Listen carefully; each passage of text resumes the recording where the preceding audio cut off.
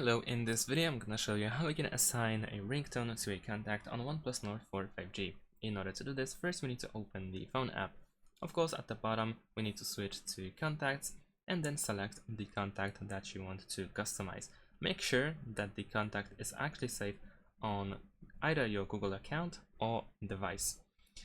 If you have a contact that is saved to a SIM card like this one over here, then you will not have the option to set up the ringtone.